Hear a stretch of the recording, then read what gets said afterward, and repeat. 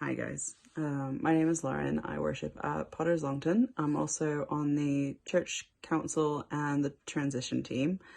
And Alison asked me and other people to record some little messages to do some encouragement for everybody while we're in this time as a separated church.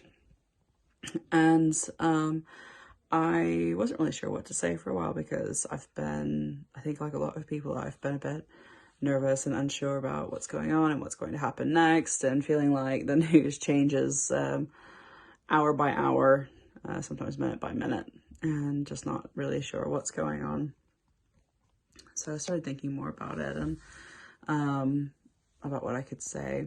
And I remembered the other day that we're still in Lent, and I had totally forgotten. And I don't know about you guys, I did not intend to give up this much for Lent. So, in thinking about all that and what Lent means and what I'm supposed to be learning through this time and all that, I kind of thought, well, Lent's not about just suffering pointlessly for the sake of giving up things and some kind of effort to prove to God that we care or something like that. That's not what Lent's about at all. So, okay, well, what is it? And what is it about? So I started thinking more and I thought, well, I guess really Lent is really about looking forward and anticipating the restoration we have at the end with Resurrection Sunday, with Jesus being alive again and all of us being restored. That we're restored to the Father and He's restored to us, and that's what it's really meant to be about, is just this time of appreciating what we wouldn't have if God hadn't done that for us.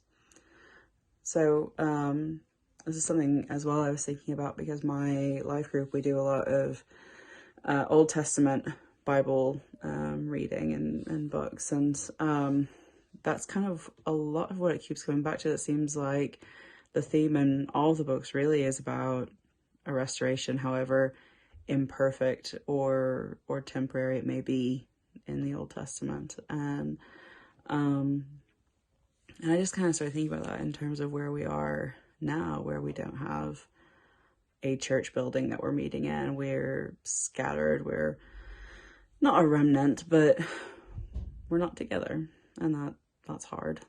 And I think that maybe one thing we could be looking forward to and learning about in this time is how when we're not together, things are different. God's never different. God's always the same. God's always with us.